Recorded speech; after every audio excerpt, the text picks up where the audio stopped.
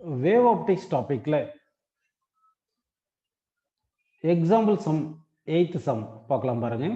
Find the minimum thickness of a film of refractive index 1.25 which will strongly reflect the light of wavelength 589 nanometer.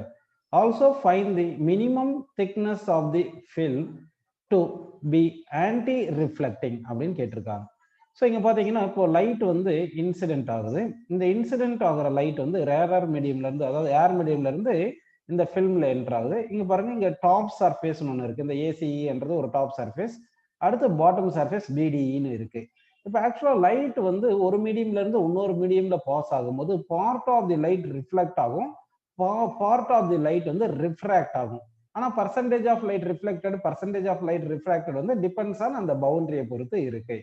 So இங்கே நம்ம என்ன எடுத்துக்கலாம்னா, when light travels from one medium to another medium, part of the light reflected, part of the light refracted எடுத்துக்கிறோம். So air மீடியம்ல இருந்து film மீடியமுக்கு வரும்போது இது reflect ஆயிருக்கு, refract ஆயிருக்கு. அடுத்து வந்து இங்க பாருங்க, இந்த ஃபில்ம் மீடியம்ல இருந்து திருப்பி ஏர் மீடியம் போகும்போது இந்த பிடிஎஃப் இந்த ஒரு பவுண்டரி இருக்கு இல்லையா, இந்த பவுண்டரியில திருப்பி part of the light reflect ஆகும், part of the light refract நடக்கும். ஸோ ஓகே, இங்க பாருங்க, இங்க நமக்கு என்ன சொல்லியிருக்காங்கன்னா வந்து நல்லா பாருங்க, find the minimum thickness of a film of the refractive index 1.25 which will strongly reflect the light of wavelength. அப்போ ரிஃப்ளெக்டர் லைட்டை பத்தி தான் நம்ம பார்க்க வேண்டியதா இருக்கு. சரி, இந்த ஃபர்ஸ்ட் சர்ஃபேஸ்ல பாருங்க, ஒரு லைட் இன்சிடென்ட் ஆயிட்டு பாயிண்ட் ஏல சர்டைன் லைட் ரிஃப்ளெக்ட் ஆயிருக்கு, அடுத்து சம் லைட் ரிஃப்ராக்ட் ஆயிருக்கு. அடுத்து இந்த ரிஃப்ராக்ட் ஆன லைட் பாத்தீங்கன்னா அட் பாயிண்ட் பில வந்து கொஞ்சம் லைட் ரிஃப்ளெக்ட் ஆகுது, கொஞ்சம் லைட் ரிஃப்ராக்ட் ஆகுது. இப்போ பாயிண்ட் பில ரிஃப்ளெக்ட் ஆன light B to C travel ஆகுது இல்லைங்களா. இப்போ பி டு சி டிராவல் ஆகிற இந்த லைட் வந்து இந்த ஃபில்ம் மீடியம்ல இருந்து ஏர் மீடியம் போகுது, அதாவது டென்சார் மீடியம் வந்து ரேரார் மீடியமுக்கு போகுது. ஸோ இந்த டென்சார் மீடியம்ல இருந்து இந்த ரேரார் மீடியம் போகும்போது என்ன ஆகும்னா, part of the light reflect ஆகும், part of the light refract ஆகும். ஸோ இந்த மாதிரி இந்த ப்ராசஸ் இப்படி கண்டினியூஸா நடந்துட்டு இருக்கு. ஸோ நம்ம என்ன பண்ணலாம்னா, ஒரு லைட் வந்து ஏல இருந்து ரிஃப்ளெக்ட் ஆன லைட்டும் அடுத்து சில இருந்து இந்த ரிஃப்ளெக்ட் ஆன லைட், இந்த ரெண்டு லைட் இருக்கு இல்லைங்களா, இந்த ரெண்டு லைட்டும் சூப்பர் போஸ் ஆகும்போது கன்ஸ்ட்ரக்டிவா சூப்பர் போஸ் ஆகலாம், இல்லைன்னா டெஸ்ட்ரக்டிவா சூப்பர் போஸ் ஆகலாம்.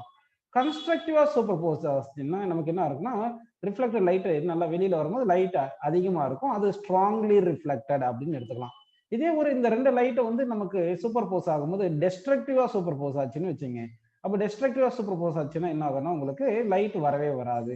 அப்போ ஸ்ட்ராங்லி அப்சார்ப்டு அப்படின்னு நம்ம அஸ்யூம் பண்ணிக்கலாம். ஓகேங்களா. ஆன்டி ரிஃப்ளெக்டிவ்னா நம்ம அதாவது டெஸ்ட்ரக்டிவ் இன்டர்ஃபரன்ஸ் வந்துச்சுன்னா அது வந்து என்ன சொல்லுவோம், ஸ்ட்ராங்லி ஆன்டி ரிஃப்ளெக்டிங், ரிஃப்ளெக்ட் ஆகல அப்படின்னு நம்ம அஸ்யூம் பண்ணிக்கலாம். ஓகே, இது வரைக்கும் உங்களுக்கு புரிஞ்சிருக்கு. ஸோ இப்போ வந்து பாத்தீங்கன்னா, ஒரு லைட் வந்து ரேரார்ல இருந்து டென்சார் பட்டு டென்சார் மீடியம்ல இருந்து இப்படி ரிஃப்ளெக்ட் ஆகும்போது இந்த வேவுக்கு இந்த லைட் வந்து phase changes by 180 degree 5 radian வரும். அதனால ஒரு பாத் டிஃபரன்ஸ் லாம்டா பை 2ன்னு வரும். புரியுதுங்களா உங்களுக்கு. ஸோ அப்போ வந்து இங்கே ஆனா டென்சார்ல இருந்து ரேரார் ரிஃப்ளெக்ட் ஆகிற லைட்டுக்கு வந்து இது மாறாது. டென்சார்ல இருந்து ரேரார் லைட் போகும்போது அது வந்து ஃபேஸ் மாறாது. ரேரார்ல இருந்து டென்சார் ரிஃப்ளெக்ட் ஆகிற லைட் மட்டும் ஃபேஸ் வந்து மாறும், 180 டிகிரி ஃபேஸ் டிஃபரன்ஸ் வரும். அது corresponding path difference lambda by 2ன்னு வருது. ஸோ ஜென்ரலா வந்து நம்ம கண்டிஷன் ஃபார் கன்ஸ்ட்ரக்டிவ் இன்டர்ஃபரன்ஸ் பார்த்தீங்கன்னா n லாம்டா வரும். ஆனா இங்க ரிஃப்ளெக்ட் ஆகும்போதே ஒரு பாத் டிஃபரன்ஸ் லாம்டா பை 2 வரதுனால அந்த n லாம்டாவும் இந்த ஒரு பாத் டிஃபரன்ஸ் லாம்டா பை 2வும் ரெண்டுமே அடிஷனலா எடுக்கும்போது நமக்கு எஃபெக்டிவ் பாத் டிஃபரன்ஸ் என்ன வந்துருதுன்னா 2n - 1 லாம்டா பை 2ன்னு வந்துருது. 2n - 1 லாம்டா பை 2 வருது. அப்போ கண்டிஷன் ஃபார் கன்ஸ்ட்ரக்டிவ் இன்டர்ஃபரன்ஸ் என்ன ஃபார்முலா பார்த்தீங்கன்னா 2 mu d is equal to 2n - 1 lambda by 2. ஆக்சுவலா வந்து இங்க 2 மீடி காஸ் ஆர்னு இருக்கும். இந்த ஃபார்முலா நம்ம எதுக்காக எடுக்க போறோம்னா, ஆங்கிள் ஆஃப் இன்சிடென்ட் ஜீரோவா இருக்கிறதுக்கு எடுப்போம். அப்போ ஆங்கிள் ஆஃப் ரிஃப்ராக்ஷன் வந்து ஜீரோ வந்துடும்.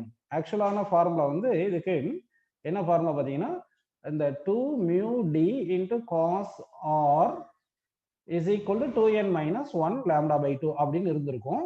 ஆனா வந்து normal incidence, angle of incidence கொடுக்கலன்னா நார்மல் இன்சிடென்ஸ் எடுப்போம். அப்போ r equal to 0 வந்துடும். அதனால cos r வந்து 0 வந்துடும். ஸோ அவங்க cos r வந்து 1ன்னு வந்துடும். r equal to 0ன்னா cos r வந்து 1, cos 0 வந்து 1. அப்போ cos r வந்து 1ன்னு நம்ம போட்டுக்கலாம்.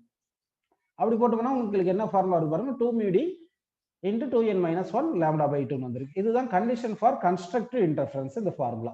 ஸோ இப்போ n இஸ் ஈக்குவல் டு 1ன்னு போடுறோம். ஏன்னா d வந்து மினிமமா இருக்கணும்னு சொல்லிட்டாங்க. d வந்து மினிமமா இருக்கணும்னா அப்போ இந்த 2n - 1 மினிமமா இருக்கும்.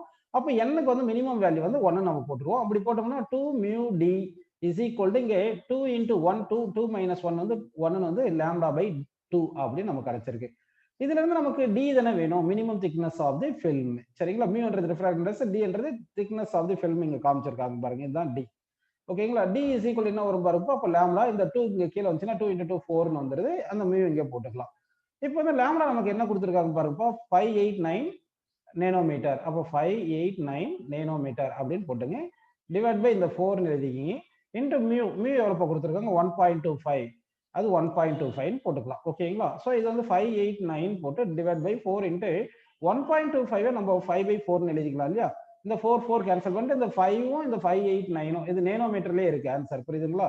அப்போ கேன்சல் பண்ணும்போது நமக்கு ஆல்மோஸ்ட் வந்து 117.8 அப்படின்னு வரும். இந்த நேனோமீட்டர் 10⁻⁹ மீட்டர்னு எழுதிக்கலாம் வேணும்னா, அப்படி இல்லைன்னா ஆன்சர் வந்து 117.8 நேனோமீட்டர்னு கூட ஆன்சர் அப்படியே நம்ம வச்சுக்கலாம். ஸோ இது வந்து ஸ்ட்ராங்லி ரிஃப்ளெக்டடுக்கு, அதாவது ஸ்ட்ராங்லி ரிஃப்ளெக்டடுக்கு வித் எவ்வளோ இருக்கும்னு பார்த்தோம்னா, வித் ஆஃப் தி ஃபில்ம் வந்து 117.8 நேனோமீட்டர்னு இருக்கணும், புரிஞ்சு.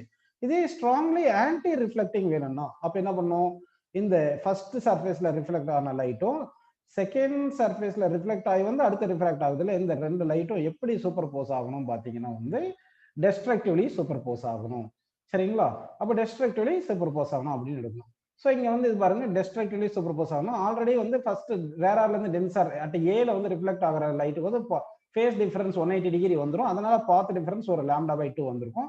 இப்போ வந்து கண்டிஷன் ஃபார் டெஸ்ட்ரக்டிவ் இன்டர்ஃபரன்ஸுக்கு 2n-1 λ/2ன்னு வந்திருக்கும். இந்த ஒரு λ/2 ஆட் பண்ணிக்கிட்டோம்னா அப்போ வந்து என்ன ஆகுதுன்னா n லாம்டான்னு வந்துடும். ஸோ கண்டிஷன் ஃபார், அதாவது நம்ம கண்டிஷன் ஃபார் கன்ஸ்ட்ரக்டிவ் இன்டர்ஃபரன்ஸுக்கு வர ஃபார்முலா வேற, டெஸ்ட்ரக்டிவ் இன்டர்ஃபரன்ஸுக்கு வேற. இப்போ இந்த கண்டிஷன் ஃபார் டெஸ்ட்ரக்டிவ் இன்டர்ஃபரன்ஸுக்கு என்ன ஃபார்முலா பார்த்தீங்கன்னா 2μd is equal to n lambda. ஏன் இது ஆக்சுவலா வந்து டெஸ்ட்ரக்டிவ் இன்டர்ஃபரன்ஸ் என்னவே 2n-1 λ/2 இல்லைன்னா 2n-1 λ/2 தான் போடுவோம், ஏதாவது ஒன்று போடுவோம். ஆனா இந்த ஃபர்ஸ்ட்ல இங்க ரிஃப்ளெக்டட் வேவ்க்கு வந்து இதுக்கு வந்து இந்த ரிஃப்ளெக்டட் வேவ் வந்து ஒரு பாத் டிஃபரன்ஸ் வந்து λ/2 வரதுனால அந்த λ/2 ஆட் பண்ணிக்கிட்டோம்னா அப்ப நமக்கு என்ன வருதுன்னா n லாம்டான்னு வந்துருது. So condition for destructive interference என்ன பார்த்தீங்கன்னா 2μd n லாம்டா அப்படின்னு எடுத்துக்கிறோம். சரி, இந்த n வேல்யூ நம்ம 1ன்னு சப்ஸ்டிட் பண்ணிக்கலாம், ஏன்னா மினிமம் திக்னஸ் கேட்டிருக்காங்க. அப்போ d இஸ் ஈக்குவல் என்ன போடலாம் பாருங்க, λ/2μ போட்டுங்க. உங்களுக்கு லாம்டா வந்து போன சம்லேயே நம்ம பார்த்தோம், போன கான்செப்ட்ல இது 589ன்ட்டு. ஸோ அந்த 589 போட்டுங்க, 589 நேனோமீட்டர் அப்படின்னு போட்டாச்சு. Divide by 2 into refractive index 1.25 கொடுத்துருந்தாங்க. ஓகேங்களா, ஸோ அப்போ என்ன பண்ணலாம் 589 போட்டு டிவைட் பை 2 இன்ட்டு இது 1.25 என்ன பண்ணலாம்னா 5/4ன்னு போட்டுக்கலாம். ஓகேங்களா, இது 2வும் இந்த 4 கேன்சல்னா 2, இப்போ இந்த 2 மேலே போயிடும். ஓகேங்களா, அப்போ என்ன பண்ணணும்னா நம்ம 589 டிவைட் பை இந்த 5 இருக்கு, இந்த 2 இருக்கு, அப்போ 589 இன்ட்டு 2 டிவைட் பை நம்ம 5ன்னு போட போகிறோம். ஓகேங்களா, இதை சிம்பிளை பண்ணா என்ன ஆன்சர் வரும், அப்ராக்சிமேட்லி ஆல்மோஸ்ட் பார்த்தீங்கன்னா 235.6, அதாவது இது நேனோமீட்டர்ல இருக்கு. ஸோ தட் நேனோமீட்டர்ல ஆன்சர் வரும். ஸோ அப்படின்னா பார்த்தீங்கன்னா 235.6 × 10⁻⁹ மீட்டர் எடுத்துக்கலாம், இல்லைன்னா வந்து நேனோமீட்டர் அப்படின்னு ஆன்சர் எடுத்துக்கலாம்.